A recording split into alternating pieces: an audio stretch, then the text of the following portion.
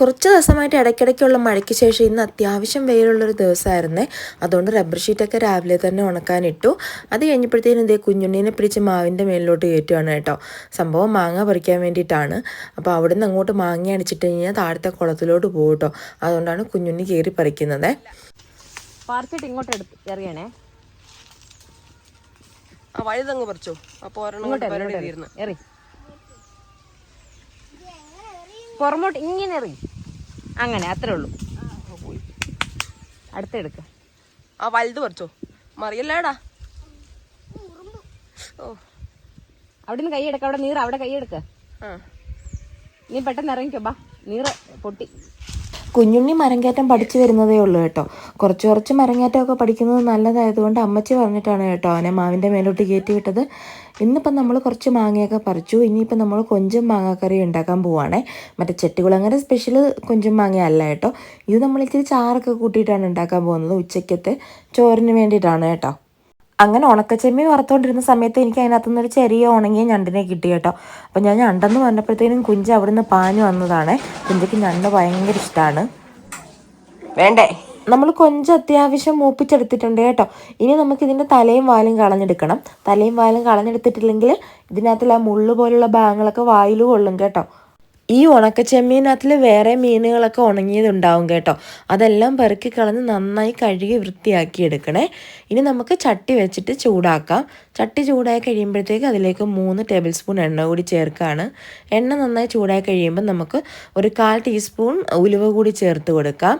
ഞാനിവിടെ 2 വലിയ മാങ്ങയാണ് കേട്ടോ അരിഞ്ഞെടുത്തിരിക്കുന്നത്. അതും കൂടി നമ്മൾ ചട്ടിയിലേക്ക് ഇട്ട് കൊടുക്കുവാണ്. ഇനി നമുക്കിതിലേക്ക് കഴുകി വൃത്തിയാക്കി വെച്ചിരിക്കുന്ന കൊഞ്ചും കൂടി ചേർക്കാം.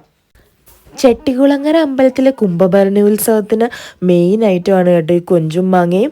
ഇതിന് പിന്നിൽ രസകരമായിട്ടുള്ളൊരു കഥയുണ്ട് കേട്ടോ. കുറേ നാൾ മുന്നേ ഞാൻ കേട്ടതാണേ. അപ്പോൾ ചെട്ടികുളങ്ങരക്കാരൊക്കെ ഉണ്ടെങ്കിൽ ആ കഥ അറിയെങ്കിൽ ഒന്ന് കമൻറ്റ് ചെയ്യണേ. അറിയുമെങ്കിൽ നല്ല ചെട്ടികുളങ്ങരക്കാർക്കൊക്കെ ആ കഥ അറിയാം.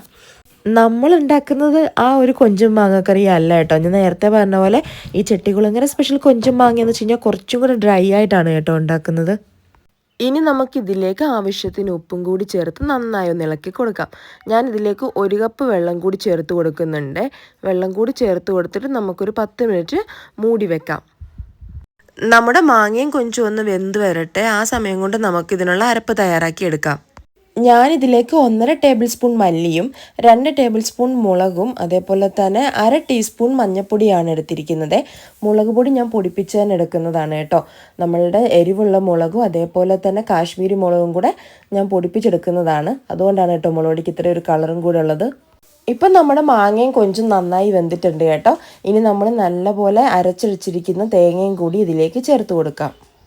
ഇതിലേക്ക് ഞാൻ ചാറിന് ആവശ്യമായിട്ടുള്ള വെള്ളം കൂടി ചേർത്ത് കൊടുക്കുന്നുണ്ട്. വെള്ളത്തിൻ്റെ അളവ് നിങ്ങളുടെ താല്പര്യം പോലെ നിങ്ങൾക്ക് കുറുക്കിയോ അല്ലെങ്കിൽ നീട്ടിയിട്ടോ എടുക്കാം കേട്ടോ. അരപ്പ് ചേർത്ത് നന്നായി ഇളക്കി കൊടുത്തതിന് ശേഷം ഇത് ചെറുതായി ഒന്ന് തിളച്ച് വരുന്നത് വരെ നമുക്കൊന്ന് മൂടി വെക്കാം. അരപ്പ് ചേർത്ത് കഴിഞ്ഞ് കഴിഞ്ഞാൽ ഒരുപാട് തിളയ്ക്കേണ്ടെന്ന് ആവശ്യമൊന്നുമില്ല കേട്ടോ. ഈ ഒരു തേങ്ങയുടെ പച്ചച്ചവ മാറുന്നത് വരെ തിളച്ചാൽ മതിയാകും. അല്ലെന്നുണ്ടെങ്കിൽ നമ്മളുടെ കറിയുടെ സ്വാദ് കുറയും. ഇനി നമുക്ക് മൂടി തുറന്ന് നോക്കാം. നമ്മുടെ കറി നന്നായിട്ട് തിളച്ച് വന്നിട്ടുണ്ട് കേട്ടോ. ഇനി ഈ ഒരു സമയത്ത് നിങ്ങൾക്ക് ആവശ്യമുണ്ടെന്നുണ്ടെങ്കിൽ ഉപ്പ് കൂടി ചേർത്ത് കൊടുക്കാം.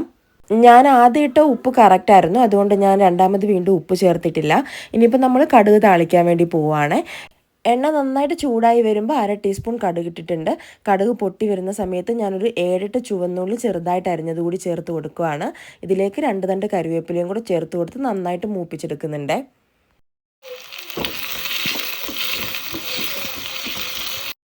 ഇനി നമുക്ക് കടുക് താളിച്ചത് കറിയിലേക്ക് ചേർത്ത് കൊടുക്കാം. നമ്മളിങ്ങനെ മീൻകറിയൊക്കെ വെക്കുന്ന സമയത്ത് അവസാനം കടുക് താളിക്കുന്നതാണ് കേട്ടോ നല്ലത്.